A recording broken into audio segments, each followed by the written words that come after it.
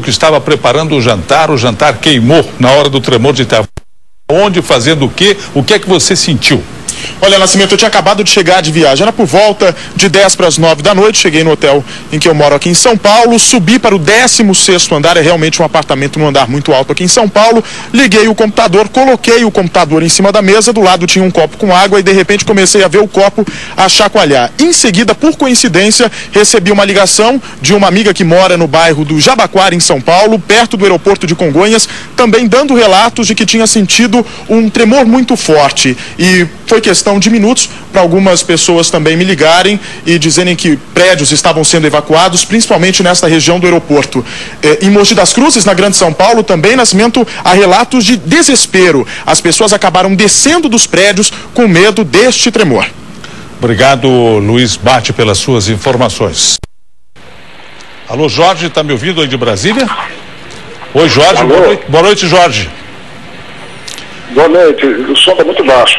Agora você está me ouvindo melhor? Está me ouvindo bem? Jorge, eu queria que você contasse para nós como é que foi a leitura deste tremor de terra em São Paulo, aí nos sismógrafos de Brasília. Olha, a gente detectou o evento aqui com facilidade, porque isso é natural. Qualquer evento no magnitude 5.2, nossas estações têm condições de registrar qualquer evento com até 3.5 a distância de 350 km do evento. Certo. Existe possibilidade de haver novos tremores em São Paulo e outra região do Brasil ainda essa noite? Olha, a gente sempre fala que depois de um grande terremoto tem os pós-abalos. As magnitudes são menores. Normalmente esse efeito não deve atingir a cidade de São Paulo, esse pós-abalos. Mas a gente não pode descartar de forma alguma que não vai acontecer, porque isso a previsão ainda não é fato para a ciência ainda. Agora, Jorge, deixa eu fazer uma pergunta para você. Nós estamos assistindo no Brasil a uma sequência de pequenos tremores. Tivemos aí tremores de 3, de 4 graus, agora 5.2. Já houve uma morte lá no norte de Minas, de uma menina, né? A casa caiu sobre ela. Existe uma possibilidade, por exemplo, da graduação desses tremores de terra ir aumentando no Brasil e um dia chegarmos aqui, se Deus quiser não, mas termos um terremoto de grande magnitude?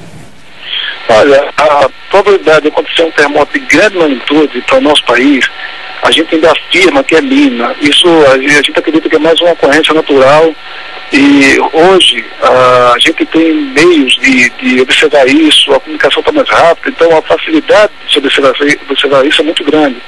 Então a ocorrência de terremoto é uma coisa que já para nós, que é da academia, da universidade, dos institutos, nós sabemos que ocorre o tempo todo. E isso é uma coisa natural. A gente não acredita que vai acontecer um terremoto como aconteceu em Sumatra em 2004, que causou aquele tsunami, ou esse de Peru recentemente. Mas um efeito de magnitude 5 e 5.1, 5 no nosso país, ele tem que prestar bem atenção porque causa muitos danos para a nossa população. Muito obrigado, Jorge Sandi, do Centro de Sismologia de Brasília. Vamos agora com o Douglas Pacheco. Douglas, está me ouvindo? Estou ouvindo sim. Oi, Douglas, você estava na aula na faculdade quando a terra tremeu, é isso?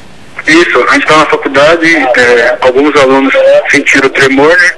Aí na volta do intervalo o professor avisou do ocorrido, só que porém a aula continuou normalmente, só que de repente tocou o alarme. O professor precavido dispensou, ele viu que tinha professores dispensando os alunos e dispensou nossa classe e a faculdade foi toda dispensada. Qual é a sua faculdade? Onde fica?